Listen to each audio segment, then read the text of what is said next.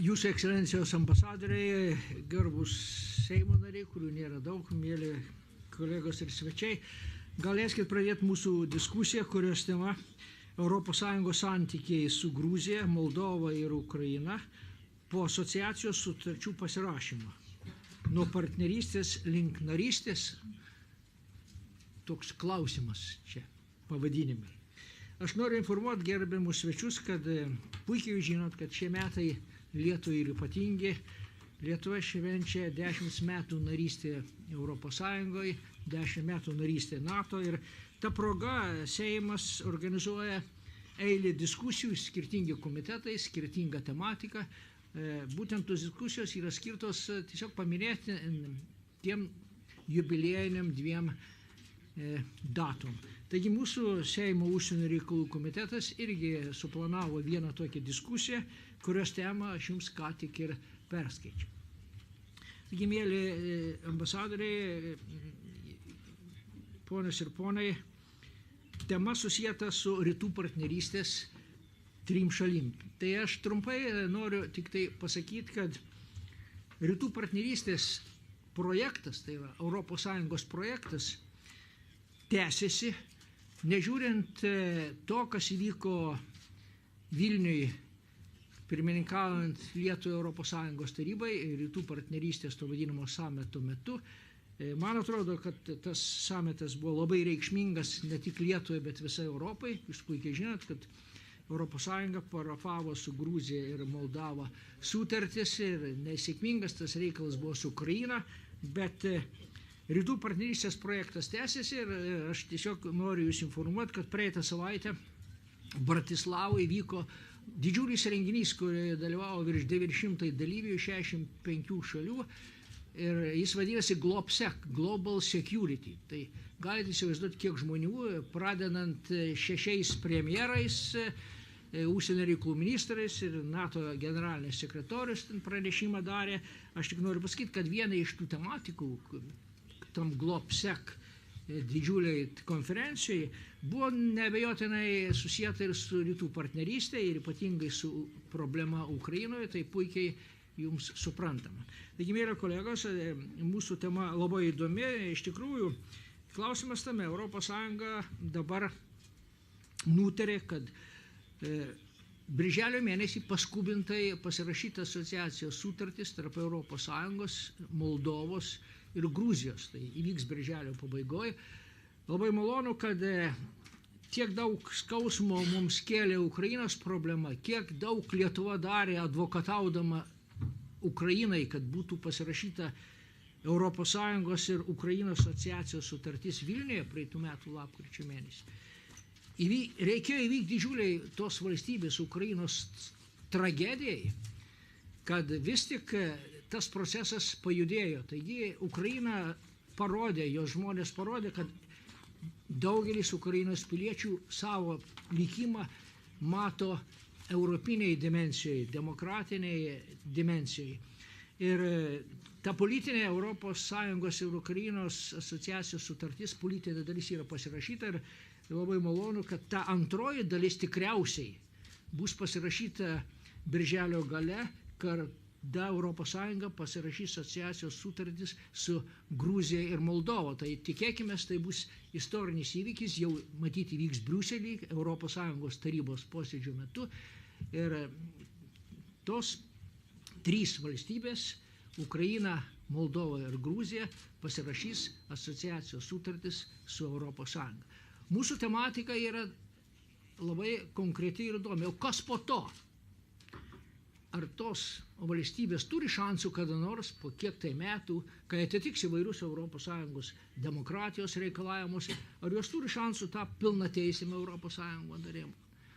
Klausimas nėra retorinis. Ar ES planuoja savo plėtrą?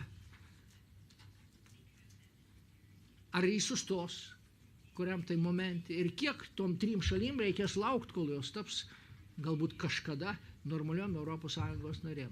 Tas pats klausimas, tarp kitko, ir dėl NATO plėtros, kodėl aš noriu paminėti. Todėl, kad Bratislavai pranešimą darė NATO generalinis sekretorius Povilas Razmunsenas, kuris atvyksta į Vilnių, kaip žinot. Vilniuje vyks kitą savaitę NATO parlamentinė sesija ir NATO generalinis sekretorius atvyks ir į Vilnių, bet jis Bratislavoje darė pranešimą ir vienas klausimų buvo susijęs ir su tolesnė NATO plėtra.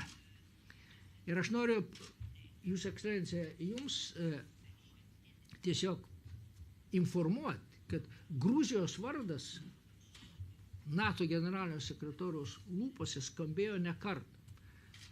Generalinis sekretorius aiškiai pasakė, kad Gruzija yra pasiruošusi narystei NATO. Kaip ir Juodkalnyje, bet Juodkalnyje matyt artimiausiu metu galbūt taps NATO nare. Bet Rasmussenas, generalinis sekretorius, pasakė, kad Gruzija pasiruošusi sekančiam, tai vadinam, membership action plan, kaip tai vadinasi. Viskas priklauso nuo politinio sprendimo. Pasiruošimo požiūriu Gruzija yra tikrai padaręs nepaprastai daug ir aš perduodu generalinio sekretoriaus tą kalbos dalį, kuri dedikuota Gruzijai. Ponas ir ponai, nežinau, kiek jūs sekat įvykius Amerikoje, bet 23 dieną, šiandieną 23 diena, Amerikoje tai buvo matyt vakar. Kongresas priėmė įstatymą dėl 2015 metų fiskalinės politikos gynybos, Amerikos gynybos problemų. Patvirtinta beveik 600 milijardų Amerikos dolerių Amerikos gynybai, bet kongresmenas Terneris į tą įstatymą įnešė pataisą susietą dėl NATO plėtros ir ta pataisa buvo priimta. O toj pataisoje yra minima Juodkalnyje ir Gruzija. Tai ką aš noriu pasakyti, jeigu dar negirdėjo ambasadorė, tai yra pačios naujausios naujienos iš Jungtinių Amerikos valstijų, kad įstatymė susieta su 15 metų fiskalinė politika, gynybai yra Amerika už vis tik NATO plėtrą ir pirmiausia matyti Juodkalnyje, o po to tas veiksmų planas Gruzija. Taigi, garbus ponius ir ponai, aš daug nekalbėsiu, todėl mano tokia žanginė žodis ir būtų baigtas ir man didelė garbė dabar suteikti žodį pranešimui mūsų užsienio reikalų ministerijos rytų kaiminystės politikos departamento direktoriui, jo ekscelencijai ambasadoriui Edvinui Bogdanui, kurio pranešimo tema, jeigu čia teisingai parašyta, jeigu jūs nieko nepakeitėt, ES santykiai su Gruzija, Moldova ir Ukraina po asociacijos susitarimų pasirašymo. Lietuvos pozicija ir interesai. Ekscelencija, jums žodis. Ačiū labai. Pirmininkė, ekscelencijos ambasadoriai, kolegos. Nežinau, aš gal ko gero angliškai, gal bus lengviau gal suprasti vieni kitus. Porą žodžių aš norėčiau lietuviškai pasakyti tam įžanginiam. Visų pirma, labai noriu padėkoti pirmininkui ir užsienio reikalų komitetui už nuolatinį dėmesį šiai temai, kuri yra ne tik tais aktuali, ne tik tais būtina, bet ir emocingai. Jinai yra labai, labai jautri. Tai yra ne tik tais Lietuvos užsienio reikalų ministerijos ar aplamai diplomatijos strateginės kasdienis darbas, bet ir tikrai manau, kad nėra abejingų žmonių nei mūsų šalyje, nei rytų partnerystės šalyse, nei tose šalyse, kurios rodo sėkmingą bendradarbiavimą ir sėkmingą šitų planų norą, siekį, bet ir aplamai bet kurio žmogaus gatvės sustabdžius, pasiklausus per televizorių, dabar emocinis fonas yra ko gero įkaitęs iki jau ribų, kurios todėl tas aktualumas šitų klausimų yra pastovus, nuolatinis ir tikrai ačiū Jums už tą dėmesį, nes negali būti čia ar vienos institucijos, ar tik tais mūsų kolegų rytų studijų centro dėmesys, bet yra tikrai visuotinis ir visuomeninis. Tai kadangi ta tema tokia buvo, manęs paprašyta, kad būtent aktualija ir šitų procesų vykstančių trijose šalyse įgyvendinimą ir kas po, ir koksai santykis, tai aš būtent į šitą ir atsižvelgdamas ruošiau šiokių tokių minčių. Ladies and gentlemen, I'm just switch to the English, if you allowed. And Dabar aš pereisiu prie anglų kalbos, tikiuosi, kad galbūt tai bus lengviau vieni kitiems suprasti.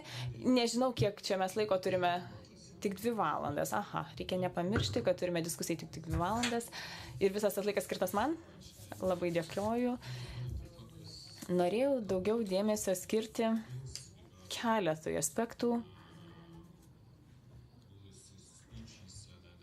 Visos kalbos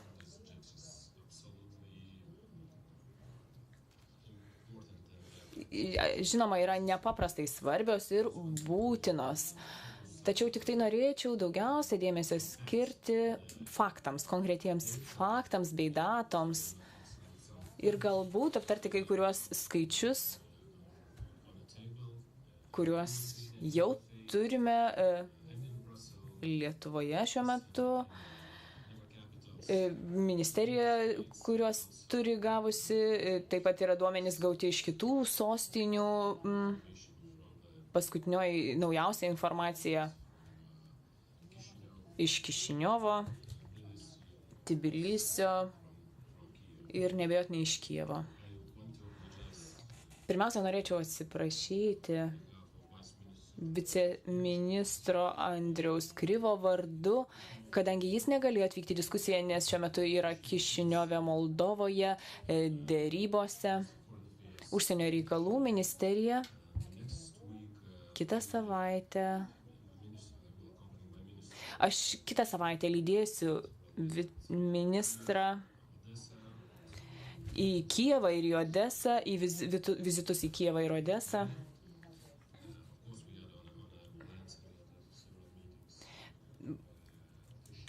Taip pat yra suplanuota keletas susitikimų su Gruzijos valdžios atstovais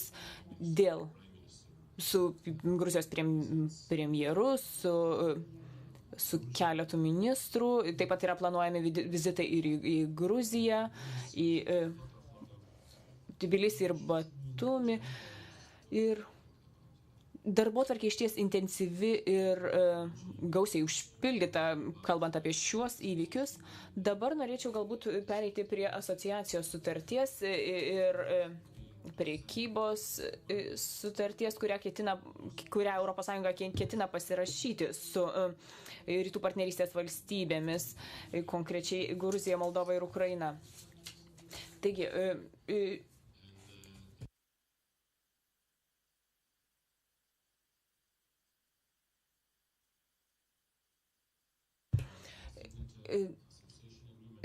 asociacijos susitarimas turi būti pasirašytas su Gruzija ir Moldova. Tikriausiai žinote, kad ponas Van Rompėjus jau išsiuntė kvietimus pasirašyti sutartį. Ir tas turėtų būti padaryta Europos tarybos susitikimo birželio mėnesį metu, Europos vadovų tarybos susitikimo metu. Kišiniove ir Tbilisyje tie pasirašymai vyks 13 ir 14 dienomis. Kitas klausimas yra likusių sutarties dalių pasirašymas. Ukrainos asociacijos sutartis ir gilaus bendradarbiavimo bei visapusio ekonominio bendradarbiavimo sutartis turėtų būti pasirašyta kiek galima greičiau po prezidento rinkimų Ukrainoje, tai ir po 2 dienų įvykusių rinkimams. Tai turėtų būti 25 diena. Lietuvos pozicija būtų tokia, kad 27 diena būtų tikriausiai tinkamiausia proga pasirašyti tam galutiniam susitarimui kartu su Moldova ir Gruzija. Ir mes panašiai taip mano daugelis valstybių, dauguma 28 ES valstybės narės. Dauguma iš esmės sutarė dėl šio klausimo ir pasirašymo datos. Šitą pasiūlymą mes aptarėme įvairiais lygmenimis ir kai bus paskelbti prezidento rinkimų rezultatai, mes raginame ES oficialiai paskelbti sutarties pasirašymo datą. Tikimės, kad ukrainiečiai taip pat bus pasirengę pasirašyti šį susitarimą birželio mėnesį. Žinoma, Ukrainai, ypač ta realybė, kurią mes matome per televiziją kasdien, suprantame, kad tą nėra lengva padaryti. Šiuo metu signalai, kuriuos gauname iš Ukrainos vyriausybės, yra išties pakankamai stiprus. Aš kalbu ir apie premjerą, kuris pranešė, kad pirmasis Ukrainos prezidento vizitas po rinkimų bus į Briuselį, siekiant pasirašyti likusias sutarties dalis. Tačiau, kaip jau Užsienio reikalų komiteto pirmininkas profesorius Juodka minėjo, kad pasirašius asociacijos susitarimą dar laukia 2 lemtingi etapai. Tai yra laikinų nuostatų patvirtinimas ir įgyvendinamojo paketo pasirašymas. Ir čia svarbu suvokti, kad valstybės turi imtis visų ekonominių ir politinių reformų įgyvendinimo prieš pasirašant galutinius susitarimus. Asociacijos sutarimo įgyvendinimas ir prekybos bei ekonominio bendradarbiavimo sutarimo įgyvendinimas apima keletą dalykų. Pirmiausia, rinkos atvėrimas ir prekybos liberalizavimas. Antrasis dalykas yra Europos teisino perkelimas į nacionalinius teisės aktus. Abu šie elementai yra ypač glaudžiai susiję tiek su gali paspartinti teisinių nuostatų harmonizavimą ir suderinimą ir kitų aspektų. Taip pat ES direktyvos turi būti perkeltos į partnerių valstybių teisės aktus. Sėkmingas asociacijos sutarties įgyvendinimas bei laisvos prekybos ir ekonominio bendradarbiavimo sustarimas padėtų įvesti daugiau skaidrumo, sumažinti korupciją, pagerinti verslo klimatą rytų partnerystės valstybėse. Tačiau šis procesas padėtų padidinti prekybos apimtis tarp ES, Moldovos, Gruzijos ir Ukrainos. Taip pat padėtų padidinti investicijų apimtis visose šiose valstybėse. Atsižvelgiant į visus šiuos aspektus, turime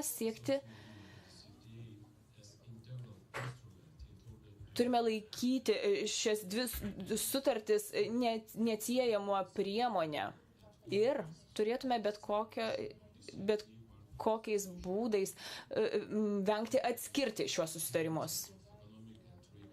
Ekonominių ir su prekyba susijusių skyrių pasirašymas, sutarčių pasirašymas neturi būti per daug atidėliojamas.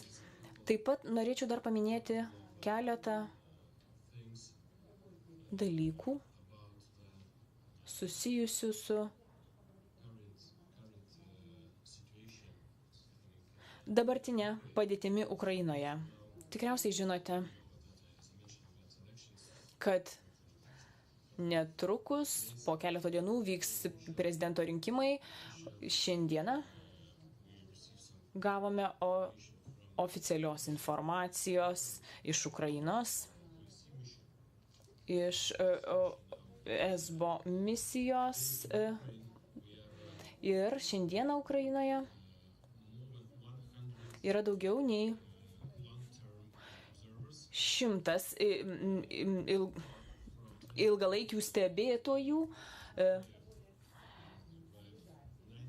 ir nuo gegužės 20 dar atvyks apie 900 taip vadinamų trumpalaikių stebėtojų, įskaitant 10 iš Lietuvos Iš Lietuvos taip pat siuntėme kolegas iš parlamento, iš užsienio reikalų įvairių institucijų, taip pat kolegos išvyko ir iš Rytų Europos studijų centro. Taigi ir prisijungė prie tos didelės tarptautinės stebėtojų grupės.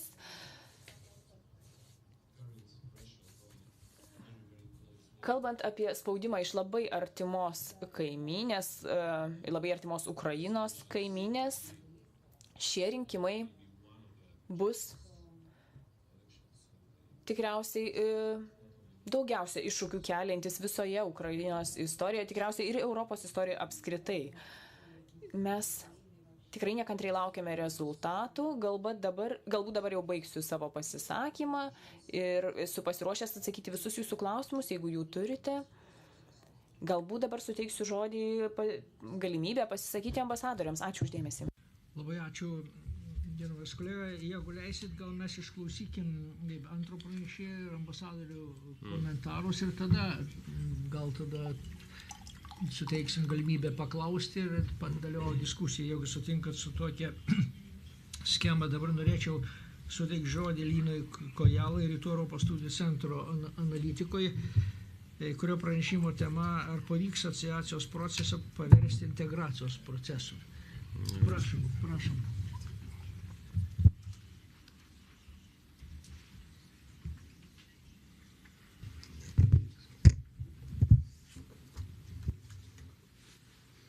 Ekscelencijos ambasadoriai, gerbiamas pirmininkė, mėly svečiai, garbė būti čia ir pasidalinti mintimis, manau, tą temą, kuri niekas nesiginčys šiuo metu yra viena iš dominuojančių visoje Europoje.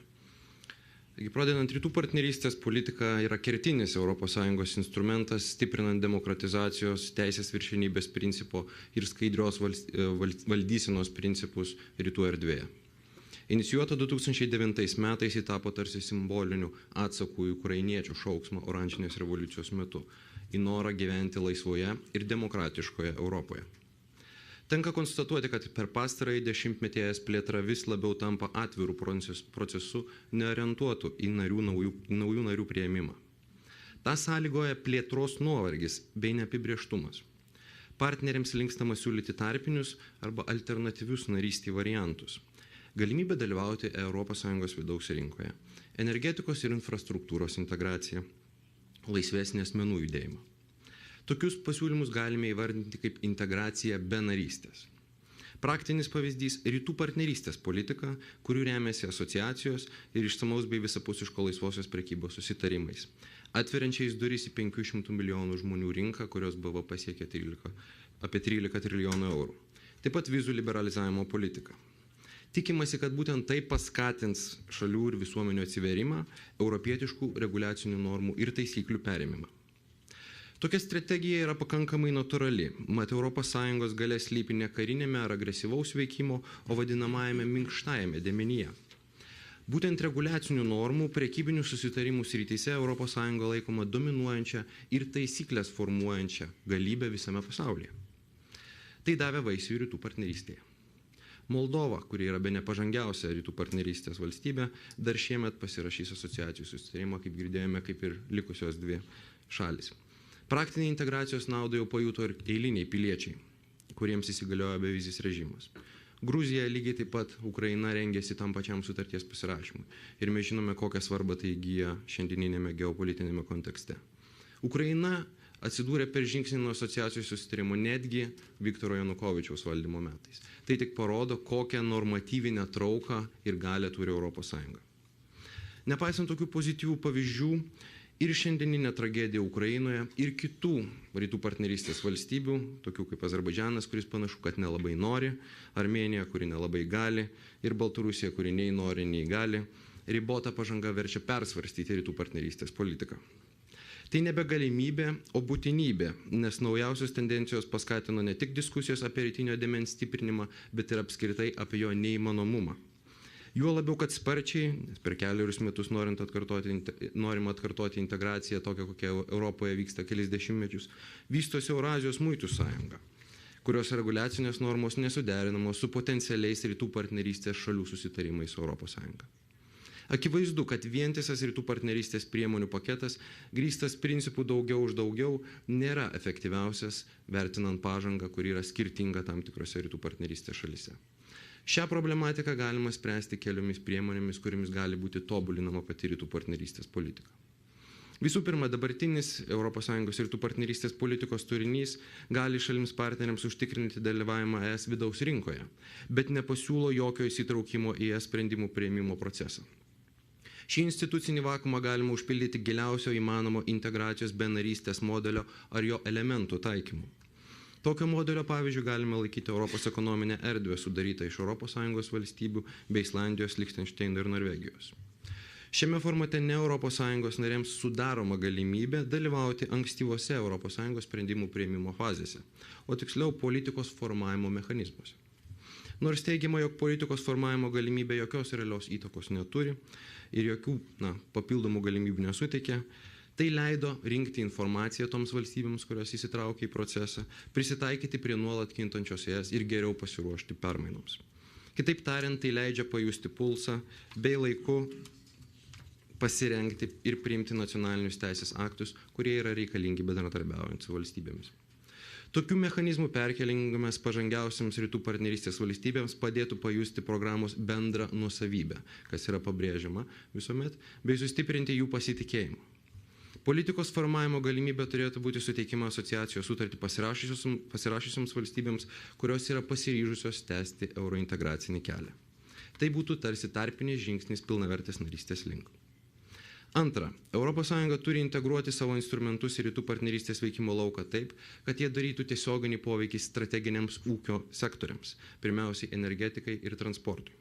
Tai kertinės politikos sritis rytų partnerystėje, kurias būtina pozityviai veikti, norint sukurti ilgalaikį poveikį šių šalių ekonominės ir politinės struktūros pokyčiams. Konkrečių pavyzdžių galėtų būti priemonės skirtos investavimo ES transporto, energetikos ir telekomunikacijų prioritetus, išplėtimas ir į rytų partnerystės šalių lauką. Tai galėtų tapti jau kitos ES finansinės perspektyvos klausimu. ES finansinė parama iš tokių fondų galėtų būti skiriama investicijoms į energetikos infrastruktūrą, jos atnaujinimą ir modernizavimą. Prioritetas galėtų būti skiriamas ES energetinio saugumo tikslus atliepiantiems projektams, kurie prisidėtų prie vidaus rinkos integracijos užbaigimo pačioje ES ir energetinių šaltinių diversifikavimo. Šios srities vystimas yra ne tik rytų partnerystės valstybių, bet ir tokių šalių kaip Lietuva strateginis interesas. Tai būtų konkretus sektorinės integracijos tarp ES ir šalių partnerių mechanizmas, kuris būtų ypač naudingas mažesnę pažangą padariusioms valstybėms. Trečia, negalima pamiršti, kad vakarietiškų reguliacinių normų bei standartų perėmimas šalims partneriams yra ekonomiškai nelengvas procesas, reikalaujantis papildomų tiek valstybės, tiek ir verslo investicijų. Tai ypač aktualu šiandieninėme geopolitinėme kontekste, kuris europietiškai integracijai suteikia papildomą lūkesčių svorį. Tačiau europietiškas partnerystės šalių pasirinkimas trumpuoju laikotarpiu netaps visų problemų sprendimu. Todėl ES turi aktyviai dalyvauti užtikrindama sklandų normų perėmimą, teikdama visapusišką pagalbą, tiek finansinę, tiek ekspertinę. Tam turėtų būti stiprinami specialūs fondai, kurių lėšos būtų panaudojamos smulkiems ir vidutiniams verslininkams per palankės paskolas, taip pat siūlant kvalifikuotą pagalbą. Ilgainiui tai ne tik stiprintų ES šalininkų gretas pačiose rytų partnerystės valstybėse, bet ir sumažintų galimus pačių ES valstybių kaštus. Į procesą turėtų kuo aktyviau įsitraukti ir nevyriausybinės organizacijos, kurios dalintųsi gerąją integruotų ES valstybių praktiką bei paneigtų mitus, panašius į tuos, kad Gruzijoje ir Moldovoje netrukus ES reguliuos agurkų dydį ir formą. Visgi bene esminis veiksnys, turbūt lengviau gyvendamas techniškai, nei praktiškai, politiškai, yra narystės perspektyvos rytų partnerystės šalims suteikimas.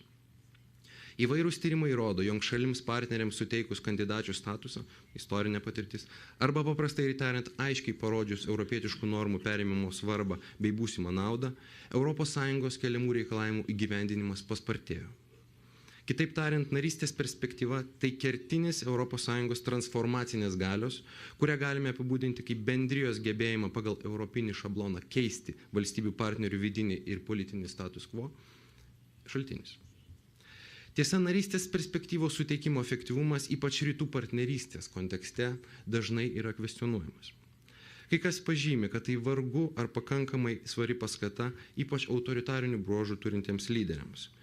Vargu ar tai būtų paskata keisti valstybės įstatymus, vargu ar tai būtų paskata atsisakyti įvairių korupcinių mechanizmų, vargu ar tai būtų paskata įdiegti demokratinius rinkimus ir kitas normas.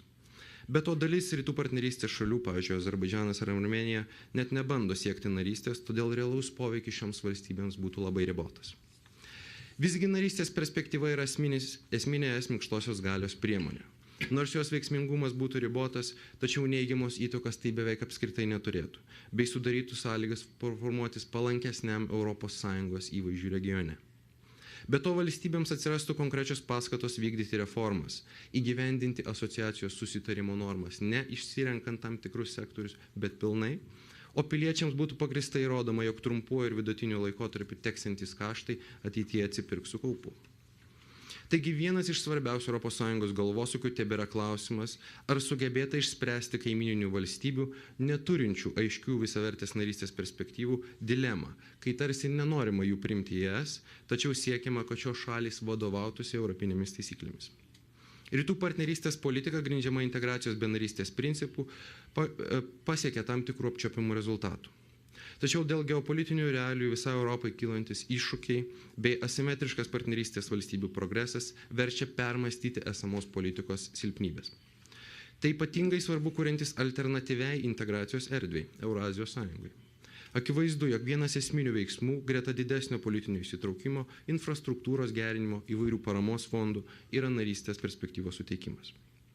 Heterogeniškus interesus, ypač užsienio politikoje, derinančioje 28 valstybių Europos Sąjungoje, diskusijos apie plėtros į rytus yra visuomet sudėtingos.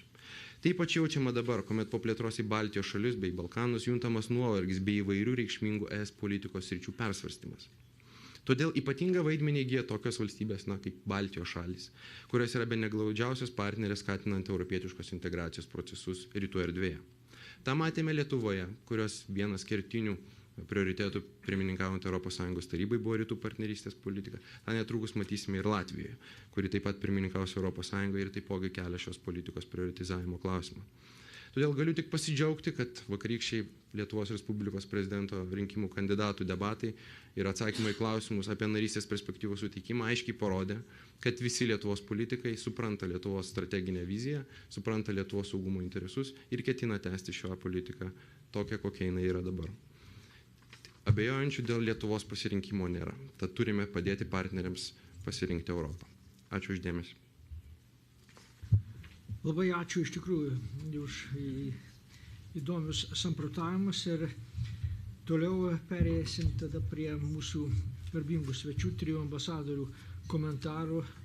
Ir aš norėčiau pirmą suteikti žodį Jos Ekscelencijai Katūnai Salokvadze, Gruzijos ambasadoriai.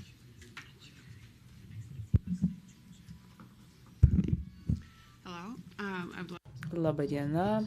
Norėčiau pirmiausia padėkoti už šios ypač savalaikio renginio organizavimą ir taip pat norėčiau padėkoti Užsienio reikalų komitetui ir Europos informacijos biurui už šio renginio organizavimą.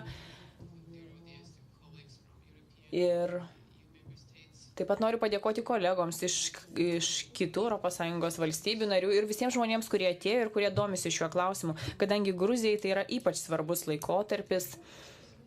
Ir šis klausimas yra ypač svarbus. Kaip jau buvo minėta, Gruzija pasirašys asociacijos sutarimą su ES birželio 27 dieną Briuselyje. Ir tai yra, žinoma, tiesioginė įvykių, kurie vyko Vilniuje lapkričio mėnesį tąsa, kai buvo parafuotas susitarimas su ES. Gal Gruzijos istorija. Man džiugu, kad Gruzija istoriškai visuomet yra susijusi su Vilniumi ir šiuo iš svarbių istorinių momentų ir vėl mes kalbame apie Vilnių. Ir tai yra visiškai naujas etapas mūsų eurointegracijoje, būtent taip Gruzijoje yra vertinami šie įvykiai. Galbūt per daug apie tai nesileisiu į detalės kalbėdama apie tai. Nuo gegužės 8, kai buvo kai buvo ratifikuota ir buvo pasirašyta rezoliucija, Seimo rezoliucija, atsiprašau, dėl susitarimo pasirašymo, taip pat norime padėkoti, nes šis dokumentas tikrai buvo parengtas pačiu laiku ir, žinoma, mums niekada netrūko Lietuvos paramos, bet tas dokumentas buvo pasirašytas tikrai pačiu laiku ir buvo labai svarbus Gruzijai. Dar kartelį noriu padėkoti už tai. Gruzija, jau sakiau keletą kartų, manau, kad mūsų prisijungimas prie ES ir ilgainių galbūt ir prie NATO yra didžiausi mūsų vyriausybės prioritetai ir tokie yra deklaruojami užsienio politikos prioritetai ir mes stengiamės dirbti tą linkme. Šis laikotarpis yra ypač svarbus ne tik dėl sutarties su ES pasirašymo, bet svarbu ir dėl to, kad vėliau šiais metais vyks NATO viršūnių susitikimas ir Gruzija tikisi taip pat svarbių teigiamų poslinkių šioje srityje. Kalbant apie ekonominius elementus ir tai žinoma yra tik tai ne politinis susitarimas, bet ir ekonominis susitarimas ir tikriausiai ekonominė dalis tai yra nemažiau svarbi, tai mes vertiname kaip tarsi planą, kaip reikėtų vykdyti mūsų šalies europeizaciją. Ir mes, žinoma, esame pasirengę reformuoti savo šalį ir jau vykdome reformas keletą metų. Dėl to visi žinome, kad taip, mes esame politiškai įsipareigoję abi pusės. Vos prieš keletą dienų Briuselyje Gruzijos vyriausybės atstovai susitiko su komisijos pirmininku Baroso, ir tai buvo pirmasis tokio pobūdžio darbinis susitikimas, kuriame buvo aptarpta labai daug įvairių klausimų, ne tik politiniai įsipareigojimai, bet ir įgyvendinimo aspektai. Ir tai buvo išties labai produktyvus susitikimas. Manau, kad tokių susitikimų ateityje bus tik tai dar daugiau. Taip pat buvo aptarti ES finansinės paramos klausimai. Bus paskirti papildomai 19 milijonų eurų prieš dar pasirašant asociacijos susitarimą. Ponas Van Rompėjus ir jo vizitas Gruzijoje, įvykęs prieš keletą dienų, rodo, koks svarbus šis klausimas, šis procesas. Gruzija mano, kad politiniai įsipareigojimai ir nuo jų mes turime pereiti prie tiesioginio įgyvendinimo. Įgyvendinimas yra ypač svarbus, kadangi Gruzija yra pasirengusi, žinoma, tačiau vis dar susiduria su tam tikrais sunkumais, kurių kyla bet kuriai valstybei įgyvendinimo etape, kalbant apie teisėkūrą, apie paprastus piliečius, ekonomiką, verslą ir prekybos sektorių. Pokyčių yra tikrai labai daug, tai yra labai svarbu.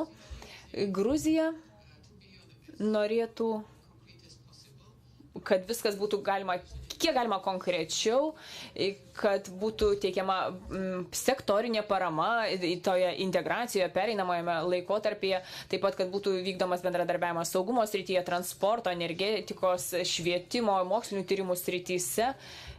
Ir tikrai šie klausimai bus sprendžiami skiriant atitinkamą dėmesį, dalyjantis patirtimi, parama ir ne tik finansinė parama, kalbu ir apie ekspertinę pagalbą.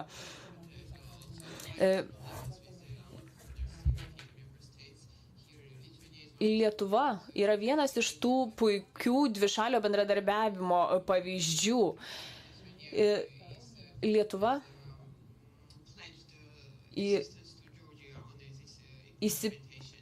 įsipareigojusi teikti paramą Gruzijai į integracijos procese, dalytis patirtimi. Dar viena labai svarbi sritis, tai yra tas įgyvendinimas, sutarties įgyvendinimas ją pasirašius ir energetinio saugumo klausimas. Gruzijos padėtis, geopolitinė padėtis, kadangi esame keleto ankstesnių energetinių projektų ir būsimų energetinių projektų dalyviai. Turime atidžiai peržiūrėti energijos sektorio energetinės galimybės susijusios su Gruzija. Mes vis dar kalbame apie Nabuko projekto įgyvendinimą. Tie projektai nebejotinai yra labai svarbus ir manome, kad tikrai reikia pakankamą atitinkamą dėmesį skirti šiems klausimams. Gruzija, tikriausiai žinote, kad Moldova galbūt šiek tiek yra labiau pažengusi į priekį integracijos procese. Gruzija stengiasi sekti Moldovos pavyzdžius, vykdyti tos pačius dalykus. Mes atlikome savo namų darbus, aptarėme jau keletą dėrybų skyrių ir judame į priekį. Ir siekime priartėti prie Europos Sąjungos įgyvendindami tą asociacijos susitarimą. Žinoma, tai apima labai daug įvairių konkrečių dalykų - žmonių, prekių, kapitalo, judėjimo laisvę. Tikimės, kad artimiausioje ateityje Gruzija bus pripažinta kaip Europos Sąjungoje ir kitas žingsnis jau bus vizų režimo liberalizavimas, tikintis sudaryti bevizį režimą Gruzijos piliečiams.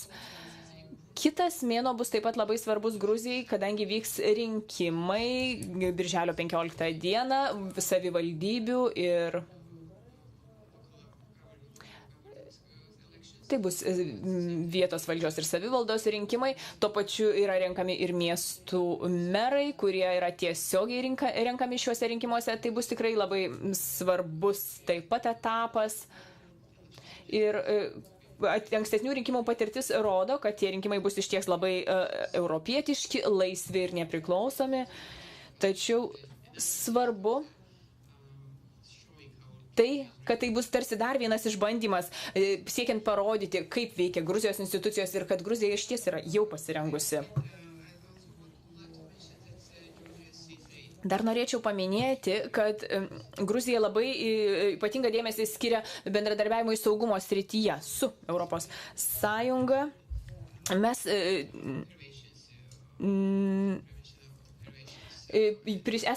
prisijungiamės prie konfliktų prevencijos programų ir iniciatyvų. Esame išsiuntę karius į Centrinės Afrikos Respubliką ir mes išties labai rimtai vertame savo įsipareigojimus tarptautiniam saugumui užtikrinti. Mes esame galbūt nedidelė valstybė, tačiau išties mūsų indėlis į saugumo palaikymo operacija Afganistane tikrai yra nemenkas, mūsų karių ten yra tikrai daug. Ir laikome save NATO sąjungininkais. Žinome, kad tą svarbu pripažinti, tačiau turint galvoje būsimą NATO viršūnių susitikimą, reikia, kad tas mūsų bendradarbiavimas būtų pripažintas oficialių lygmenių ir kad būtų pasakyta ne tik, kad Gruzija taip yra viena iš narystės NATO siekiančių valstybių, bet kad mums būtų parodyta vis dėlto, o kur tos pravertos durys yra, pro kurias mes galėtume įeiti.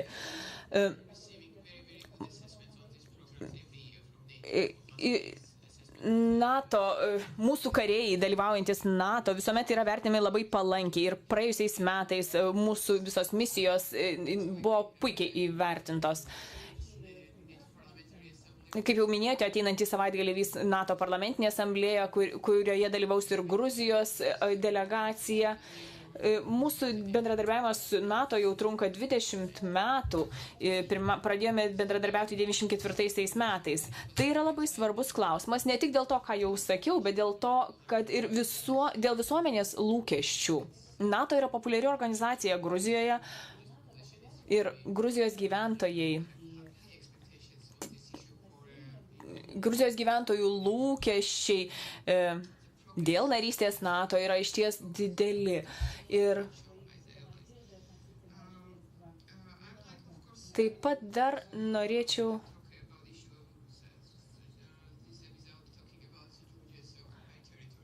paminėti ir Gruzijos okupuotų teritorijų klausimą. Okupuotų teritorijų klausimas dėja nėra sprendžiamas ir ta situacija tik tai kasdien blogėja. Ir yra dirbtinai nustatomos sienos, tų okupuotų teritorijų sienos, tą Rusija ir toliau daro. Tai žinoma kenkia ir tiesiogiai veikia tose vietovėse gyvenančių gyventojų gyvenimą, kasdienį gyvenimą ir gyventojai yra baudžiami už tariamus tų fiktyvių sienų pažeidimus. Ir žinoma, Europos Sąjunga bei likusi pasaulio tarptautinė bendruomenė neturėtų pamiršti apie šią padėtį. Mums taip pat labai svarbu,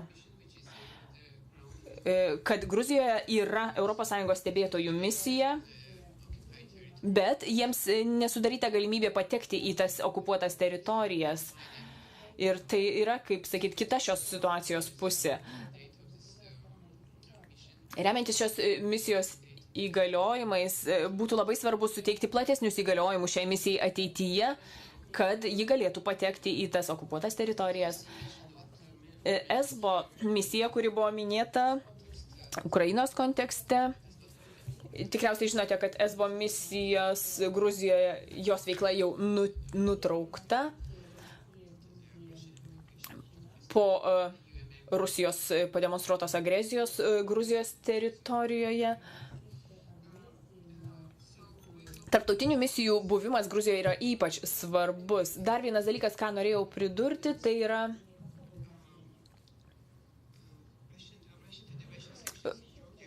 Rusijos federacijos valdomos teritorijos Gruzijoje.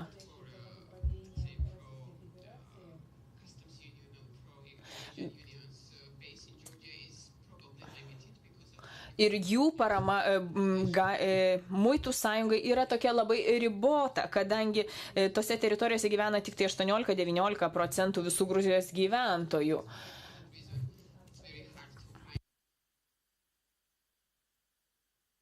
Dėl to užsienio politikos pokyčiams užsitikrinti paramą kartais būna nelengva. Ir galbūt kai kurie žmonės kartais išreiškia kitokią nuomonę, bet dėja tokia yra realybė.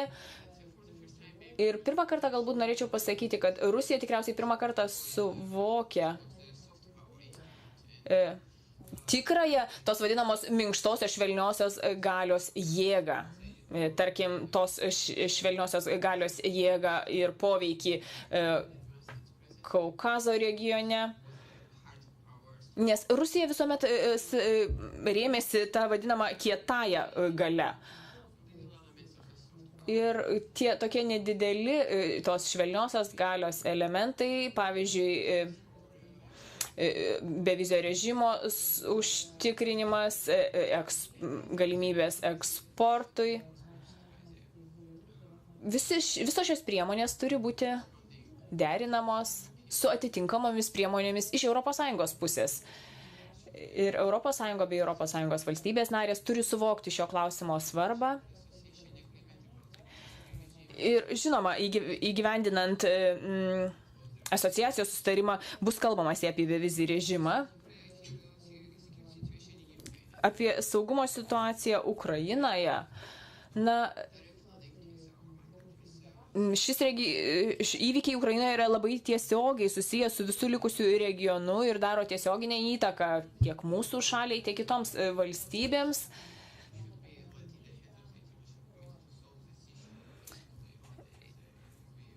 Civilizuotame pasaulyje mes žinome, kad Jungtinių tautų saugumo komitetas turėtų tokius klausimus spręsti taikiai, bet dėja, kaip visi matėme, ne visuomet tai pavyksta. Man atrodo, kad tai viskas jau, ką norėjau pasakyti. Esu pasiruošusi atsakyti jūsų klausimus ar komentarus. Ačiū. Ačiū. Ačiū, ponė ambasadorė. Ačiū už tai, kad jūs papasakote apie tai, kas vyksta jūsų šalyje dabar. Aš tikrai dabar norėčiau perduoti žodžią Moldovos ambasadoriui. Aš norėčiau perduoti žodį jums, ponė Igori Klipiai. Ačiū, ponė pirmininkė. Aš tikrai turiu tokį labai nedidelį tekstuką ir aš pasistengsiu labai trumpai pakomentuoti situaciją savo šalyje.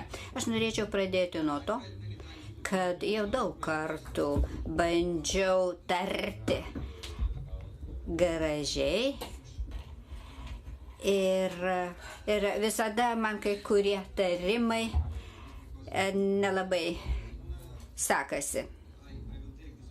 Ypatingai lietuviškai, ne. Aš kalbėsiu tiesiog labai paprastai, angliškai. Aš norėčiau tik tai pakartoti tai, kad Moldova išreiškė savo norą integruotis į ES struktūras.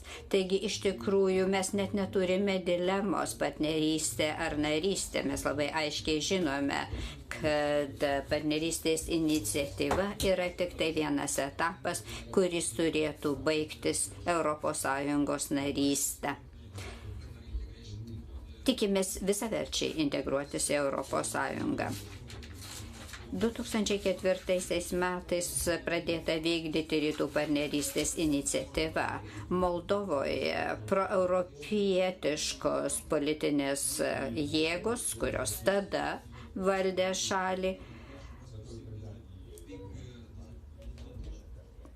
nenorėjo iš tikrųjų ES narystės. Ir kita vertus, tai, kad nebuvo perspektyvos visaverčiai integruotis į ES, paskatino tuo metu valdančius komunistus įsitraukti į rytų partnerystės programą ir ją vykdyti. Europos vertybių buvimas Moldovoje nebuvo labai ryškiai matomas, daudesnis dėmesys buvo skiriamas europiniam matmeniui. Nuo pat pradžių Moldovos veiksmų planas reiškė Moldovos dalyvavimą demokratizavimo procese. Tiesą sakant, nebuvo galimybės Moldovai iki 2007 metų visaverčiai keistis ir integruotis. Kai 2007 metais Rumunija tapo ES nare, tada pajutome daug didesnį ES poveikį. 2009 metais šalį ėmė valdyti tokie komunistai, kurie norėjo grąžinti Moldovą į gūdžius laikus.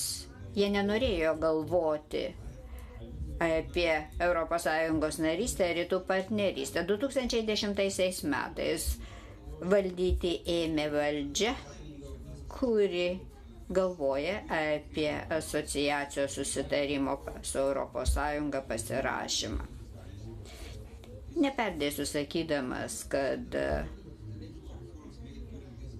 per 3 metus vykdytos reformos Moldovai nepaprastai svarbios, jos labai svarbios Moldovos ateičiai. Dėl techninių dalykų turiu pasakyti, kad žinoma, kai pasirašysime asociacijos susitarimą, jį reiks įgyvendinti. Darbotvarkė jau yra svarstoma, iš esmės ji yra paskutinėme svarstymo etape. Įgyvendinimo darbotvarkė reiškia, kad yra numatyti darbai ir veiksmai, kuriuos reikės įgyvendinti. Kaip per 3 metus įgyvendinti asociacijos susitarimo nuostatas. Prioritetinės sritys tokios pačios kaip Gruzijoje. Svarbiausia yra kovoti ir su korupcija ir ją panaikinti. Tai yra labai sudėtinga užduotis. Tai yra korupcija yra sovietinis palikimas Ir aš manau, kad jeigu mes sugebėsime susidoroti su šia užduotimi, būsime išlaikę egzaminą. Energetinis saugumas. Antrasis mūsų prioritetas. Kol kas Moldova visiškai priklausoma nuo vieno tiekėjo. Tai yra dėl geopolitinių dalykų. Ir aišku, kad tas tiekėjas gali diktuoti mūsų šaliai sąlygas. Na ir žinoma, pakankamai svarbi sritis yra laisvosios priekybos susitarimo įgyvendinimas. Tai yra gilios ir visapimančios laisvosios priekybos susitarimo nuostatų įgyvendinimas. Jis, žinoma, priklauso ir nuo mūsų partnerių Europoje. Mes gausime galimybę patekti į ES rinką, bet turėsime dalyvauti labai stiprioje konkurencijoje. Galima sakyti, kad Moldovos ir ES santykių darbotvarkė yra labai aiški.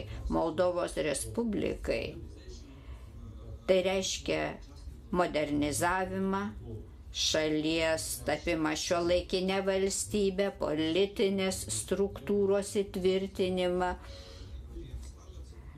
prisiderinimą prie Europos standartų.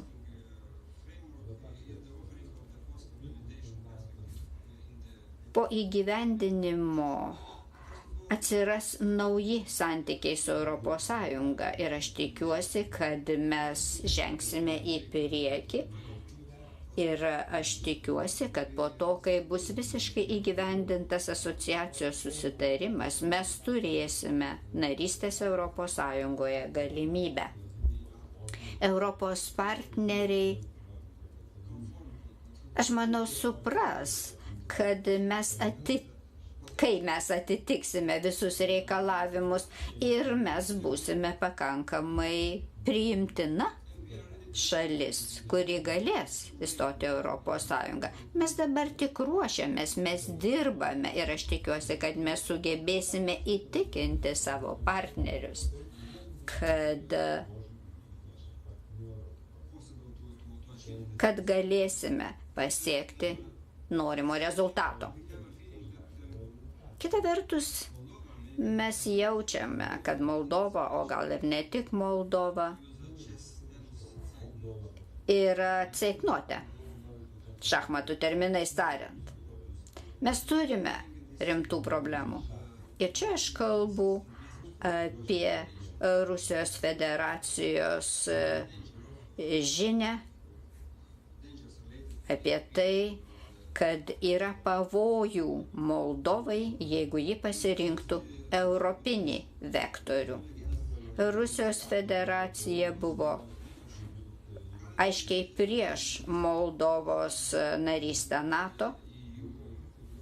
Dabar atsirado mūsų darbotvarkėje ES narystė ir visai neseniai Rusijos ministro pirmininko pavaduotojas Ragozinas pasakė, kad asociacijos susitarimo pasirašymas gali reikšti, kad Moldova neteks Padniestrės,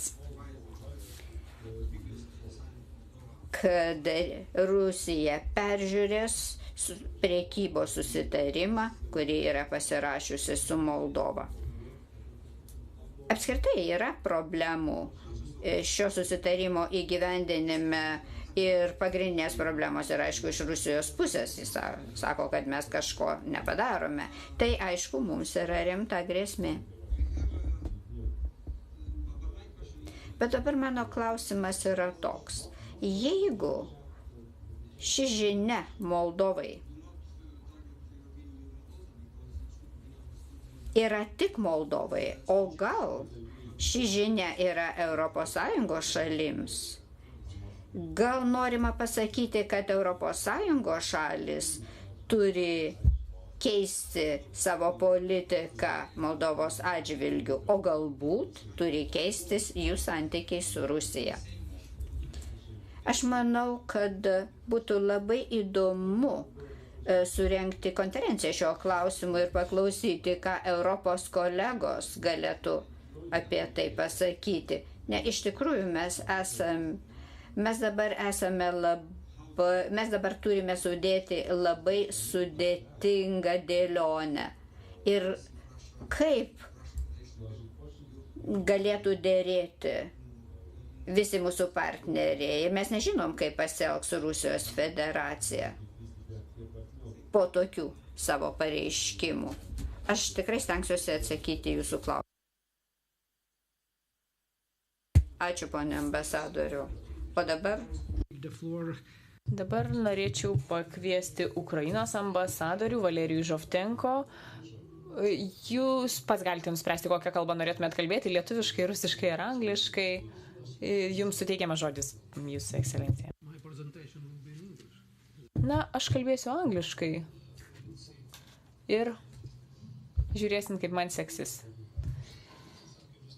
Ačiū pirmininkė, Jūsų ekscelencijos, ponios ir ponai.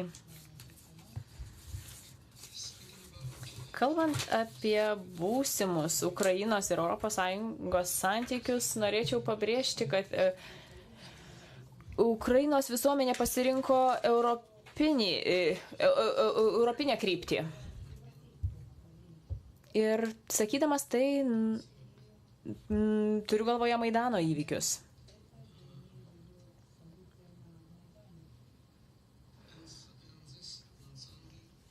Šį sekmadienį, kaip jau ponas Bagdonas minėjo, vyks dar vienas labai svarbus Ukrainai įvykis, tai yra prezidento rinkimai.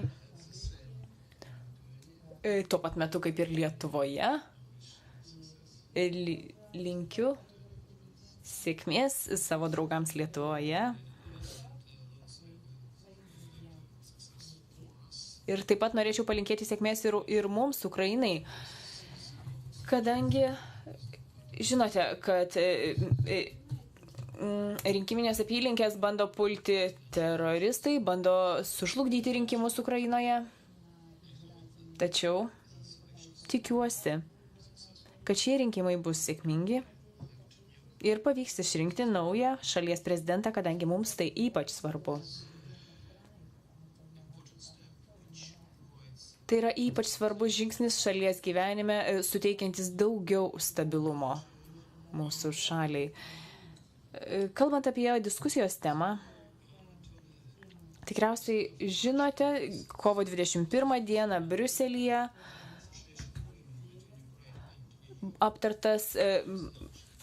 buvo pradėtas sutarties pasirašymo procesas, buvo pasirašyta pirmoji susitarimo dalis. Šis svarbus žingsnis patvirtino Ukrainos ryžtą siekti eurointegracijos. Šiandieną jau yra nauja, atsakinga vyriausybė, kurios programoje yra daugybė nuostatų susijusių su ES asociacijos sutarimo vykdymu. Yra nemažai kliūčių, kaip įgyvendinti tą susitarimą įgyvendinti tas nuostatas prieš pasirašant susitarimą. Remiantis bendra partijų vizija, asociacijos ir laisvosios priekybos susitarimas turėtų būti pasirašytas iškart po rinkimų į prezidento rinkimų Ukrainoje. Ir kalbant apie ateitį su ES, norėčiau pabrėžti keletą tikslų, kuriuos Ukraina sieks įgyvendinti. Pirmiausia, svarbiausia užduotis po prezidento rinkimų Ukrainoje, kaip jau sakiau, yra pasirašyti antrąją susitarimo dalį. Ypač tą dėl gilios ir visą apimančios laisvosios prekybos susitarimo. Ir toliau ratifikuoti susitarimą ir pradėti įgyvendinimą bei įgyvendinti pereinamasias laikinasias priemonės. Ukrainos laukia tikrai dar ilgas kelias.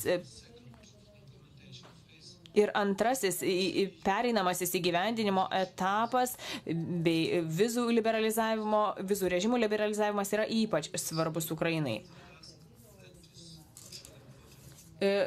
Užduotis, taip pat nemažiau svarbi užduotis yra užtikrinti energetinį saugumą Ukrainoje.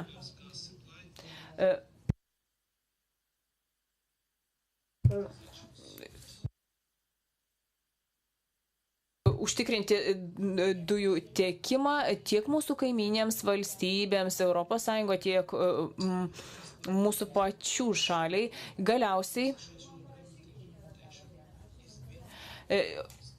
misija dėl asociacijos sutarimo įgyvendinimo jau baigėsi ir įgyvendinimo procesas jau prasidėjo. Per pastarąjį mėnesį pavyko susitarti dėl daugelio dalykų. Svarbiausi veiksniai yra tie, kad tiek Ukrainos valdžia, tiek visuomenė nori prisijungti prie ES. Mes Ukrainoje norime prisijungti prie ES. Daugiau nei 63% gyventojų remia šį siekį. Tikiuosi, kad ateityje tokių gyventojų remiančių šį siekį atsiras dar daugiau. Esu tikras, kad svarbiausias Ukrainos tikslas yra sukurti europietišką bendruomenę mūsų šalies viduje. Sukurti europietišką bendruomenę Ukrainoje, tiek politikos srityje, ekonomikos srityje, tiek pačioje visuomenėje. Brangus draugai, šiais metais minime 5-asias rytų partnerystės metinės. Europa išgyvena didžiausius pasikeitimus po Sovietų Sąjungos griūties ir susiduria su didžiausiais iššūkiais saugumui nuo šaltojo karo laikų ir aš žinoma kalbu apie Rusijos agresiją.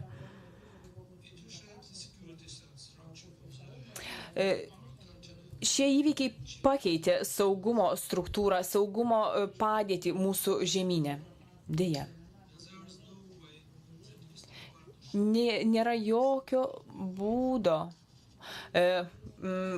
rytų partnerystė kažkaip atsiriboti nuo tų įvykių, kadangi mes esame kaimynai, šios didžiulės valstybės kaimynai.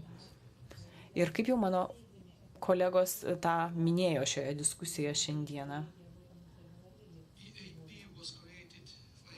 Rytų partnerystė buvo sukurta prieš 5 metus visiškai kitoje aplinkoje, kurioje buvo siekiama skatinti demokratijos ir klestėjimo plėtrą, neturint galvoje jokių priešų. Deja, po prezidento Putino veiksmų ta vizija sugriuvo.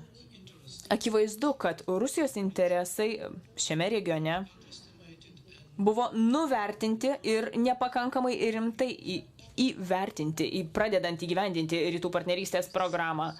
Nepaisant pirmųjų ženklų, tikruosius Rusijos ketinimus rodančių ženklų praėjusią vasarą, jeigu juos jas pamenate. Turiu galvoje prekybos karus prieš Lietuvą, kurie buvo taikomi ir Lietuvai, kuriuos pajuto ir Lietuva, arba antieuropietiškos propagandos. ES ir rytų partnerystė nebuvo pakankamai lanksti ir vieninga, kad imtųsi tinkamo atsako į tinkamų veiksmų. Dabar situacija yra dar blogesnė. Mums būtinas ES ryžtas apginti savo partnerės, rytų partnerystės partnerės. Ir čia mes ypač daug lūkesčių siejame su Lietuva, su mūsų tikraisiais draugais, rytų partnerystės tikraisiais draugais. Reikia užtikrinti, kad rytų partnerystės valstybės galėtų nepriklausomai siekti savo eurointegracijos tikslų. Būtent, man atrodo, toks ir buvo rytų partnerystės tikslas. Ilgainiui rytų partnerystės trumpalaikiai tikslai, kaip sakyti, artimiausi tikslai turėtų būti pasirašyti asociacijos sutarimus su Gruzija, Moldova ir Ukraina. Tai yra ypač svarbu mums, lygiai taip pat ir Europos Sąjungai. Greitas susitarimų ratifikavimas atvers kelią jų įgyvendinimui, ypač pradedant taikyti pereinamasias laikinasias nuostatas susijusias su ekonominėmis ir priekybos sutarties dalimis. Čia kalbama ir apie techninę pagalbą iš ES partnerių, kuri yra, žinoma, nebejotinai ypač svarbi. Kitas darbotvarkės punktas yra paspartinti vizų režimų liberalizavimą, atsiprašau. Ir vizų režimo liberalizavimas bus geriausias įrodymas mūsų šalių piliečiams tos naudos, kurią atneša Europos Sąjunga. Mes džiaugiamės Moldovos pasiekimais, kurios piliečiai jau gali džiaugtis bevizų režimu.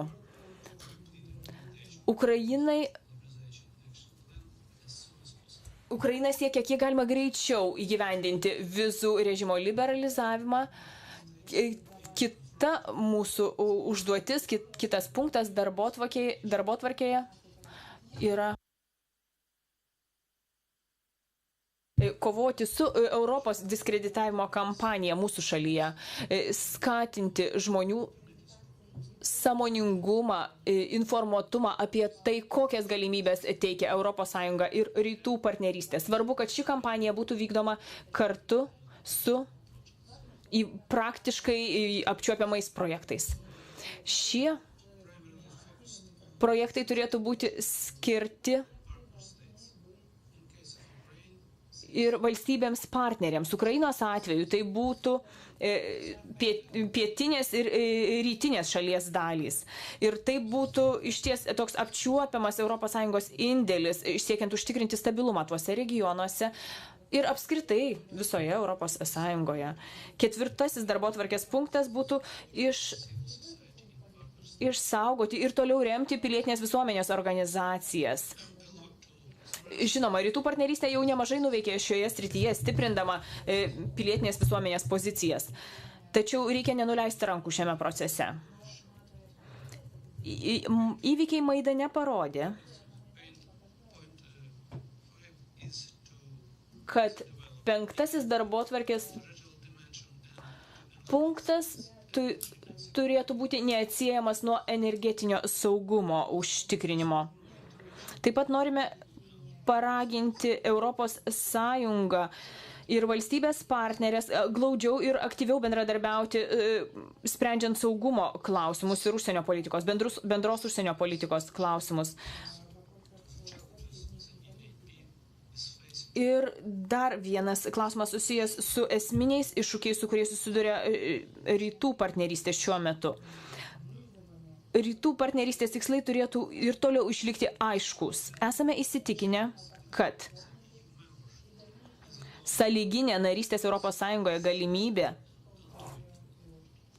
turėtų virsti tikslu. Ir norime, kad būtų pripažintas mūsų kaip šalies kandidatės statusas. Toks pažinimas mums leistų manyti, kad kažkada ateityje įgyvendinus keliamas sąlygas, galėtume tapti ES nariais.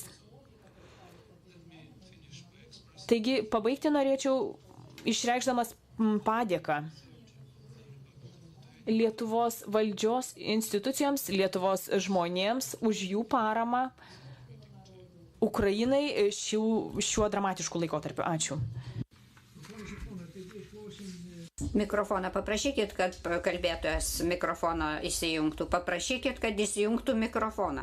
Paprašykit, kad įsijungtų mikrofoną. Neįsijungęs mikrofonas. O, dabar. Lietuvių, rusų arba anglų kalbas, taigi gerbė ponios ir ponai, ar norėtumėt kas nors paklausti čia sėdinčių pranešėjų ir komentatorių, arba ką nors dalyvauja diskusijoje. Prašom.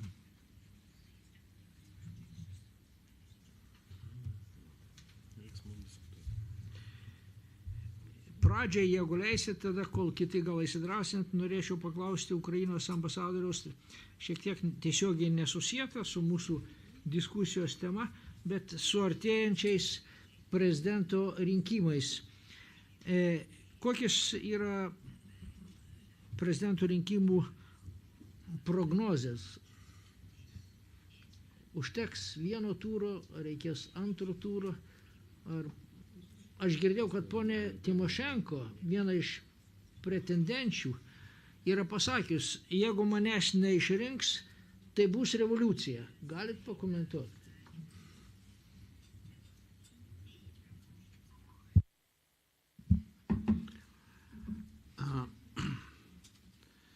First of all, I would like to Pirmiausia, norėčiau pasakyti, kad prezidento rinkimai vyks.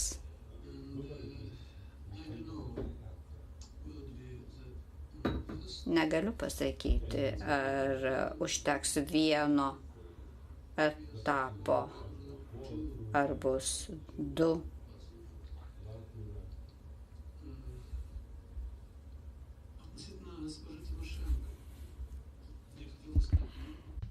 Dėl ponios Tymošenko aš noriu pasakyti, kad jie emocionali asmenybė, jie gali savo leisti tokius emocionalius pareiškimus.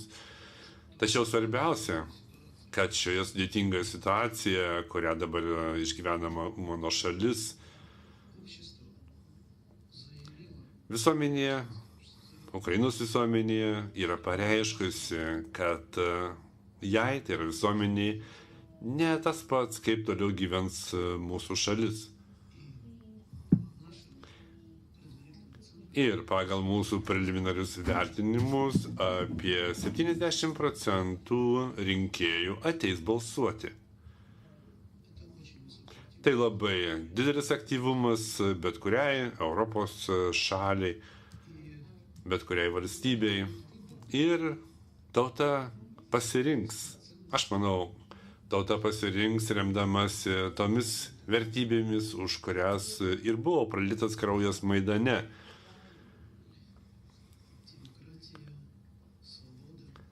Tai demokratija, laisvė ir europietiška ateitis.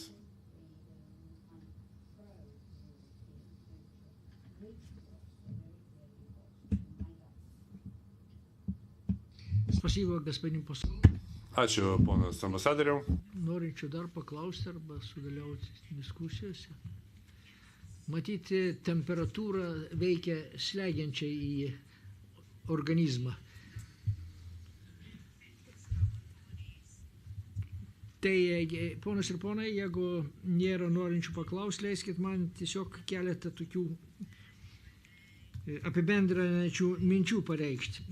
Aš primenu, kad mūsų šiandien diskusijos tema ES santykiai su Gruzija, Moldova ir Ukraina po asociacijos sutarčių pasirašymo. Nuo partnerystės link narystės. Taigi, ponios ir ponai, pirmiausia, jau pats diskusijos pavadinimas sako, kad mes čia susirinkę esam tikrai optimistai, fiksuodami tokį pavadinimą, garantuoti, kad birželio pabaigoje visos tos trys valstybės pasirašys asociacijos sutartį su Europos Sąjunga. Ir svarbiausia, Ukraina tame tarpe. Antra, ką jūs puikiai žinote ir jūs savo pasisakymuose minėjot, pasirašyti, daeiti iki pasirašymo. Labai sunku. Ukraina parodė, kad per kraują valstybė dėjo iki to etapo, kuris pagal mane yra tik vektorius, kryptis į Europos Sąjungos vertybės. Tai yra pradžių pradžia. Ir tiek reikėjo daug pastangų daeiti iki tos pradžios. Todėl sekantis etapas, ponios ir ponai, yra ratifikavimas. 28 Europos Sąjungos valstybės savo parlamentuose turi ratifikuoti tas asociacijos sutartis. Lyg tai toks biurokratinis mechanizmas atrodo lengvas, bet čia gali būti dar visko, todėl mes linkime sėkmės visom tom valstybėm tolesniuose etapuose. Ir kaip paminėjo jo ekscelencija Gruzijos ambasadorė, mūsų komiteto iniciatyva Lietuvos Respublikos Seimas gegužės 8 dieną priėmė specialią rezoliuciją, dėl to, apie ką aš kalbu. Ir, mėly ambasadoriai, iš tos rezoliucijos jūs tikriausiai supratot, kad Lietuva ratifikuos per metus tas asociacijos sutartis. O antra, Lietuva kviečia ir kitas ES valstybės tai padaryti. Antras dalykas, ką jūs kalbėjo pranešėjai, kad toliau seka labai sudėtingas, ilgas tų įsipareigojimų įgyvendinimo, tai yra implementation etapas. Tai didžiulis kelias ir mes norim tikrai palinkėti, kad tas kelias ilgas būtų sėkmingai įveiktas ir neduok Dieve, kad kas nors būtų su kaimynais, kurie pabandytų trukdyti tai padaryti. Kitas dalykas, mūsų diskusijos antra dalis – partnerystė ar narystė. Mėly diskusijos dalyviai, jūs tikriausiai supratot, manau, kad ir aš teisingai supratau, kad iš ambasadorių lūpų visų trijų mes girdėjom norą, kada įvykdžius visus reikalavimus tapti ES nariais. Tai yra noras narystės, o ne visą amžių būti partnerystės stadijoje.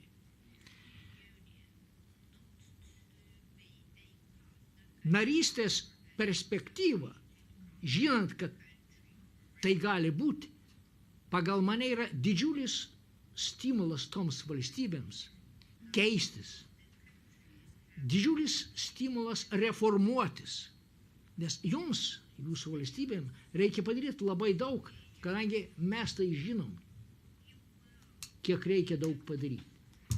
Bet turėti tą vektorių, turėti perspektyvą, realią perspektyvą kažkada, tos narystės perspektyvą, pagal mane turi būti jūsų valstybių, jūsų politikų, jūsų piliečių varomoji jėga.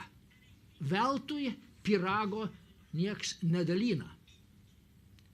Ir šiandien, kai ES politikai stabtelėje mano, gal reikia šiek tiek sustoti su ES plėtra. Viena pagal mane tokių minčių priežasčių yra finansai. Plėtra reikalauja finansų. Jūs, kaip ir mes, būsit ilgą laiką ES finansų akceptoriai. Todėl matau, kad ES dėl plėtros stabtelėjo turėdama minį tai iš kitos pusės. Jūs puikiai žinot, kad po 2 dienų Ukraina rinks savo prezidentą, Lietuva rinks savo prezidentą, vyks Europos parlamento rinkimai ir plėtra ES, amžina partnerystė arba ES narystė priklauso nuo politinio sprendimo. O aš jūsų paklausiu, jūs galite prognozuoti būsimą Europos parlamento sudėtį? Nes be Europarlamento sprendimų turbūt nebus. Taigi, aš dabar čia agituoju, eikit teisingai rinkti Europarlamento narius, bet gyvenimas rodo, kad be klasikinių tokių visų vertinamų partijų prasideda didžiulė populistų banga ir nedaug Dieve, jeigu jie Europarlamente pradės kelti savo balsą ir turės pakankamai tų balsų jaukti ES buvusią politiką tame tarpe ir ES plėtros perspektyvas. Taigi, ponios ir ponai, aš tikriausiai jūs supratot, kad Lietuva tikrai mano, kad jūsų šalys perspektyvui kažkada bus ES narės, atitiks ES kaip demokratinių valstybių sandraugos visus reikalavimus ir korupciniai dalykai, ir teisės viršenybė, ir žmogaus teisų dalykai, visą, tai jūs puikiai žinot ir esat tame kelyje ir mes norim jums palinkėti, kad tas kelias būtų sėkmingas, nesvarbu, kiek ilgas jis būtų. Visada svarbu turėti viltį ir žinot, kad kur eit. Visada reikia matyti tunelį šviesą. Jeigu tunelį nėra šviesos, o tik tamsa, tai mindžiatės visi mes kartu vienoje vietoje. Taigi aš manau, kad jūsų valstybės turi didžiulį ateitį ir mes, kaip ES narė Lietuva, laukiame jūsų savo ES šeimoje. Tai dėkoju jums visiems, o kadangi artėja savaitgalis, labai svarbus savaitgalis ir Ukrainai, ir Lietuvai, ir visai ES. Oras geras, gero jums savaitgalio ir gerų rinkimų visose jos lygiuose. Ačiū už dalyvavimą visiems ir noriu padėkoti pranešėjams ir jūsų ekscelencijos ambasadoriai, kurie komentavo ir ambasadoriai, kurie dalyvavo mūsų renginyje. Thank you very much for the coming. So good luck to you, good week.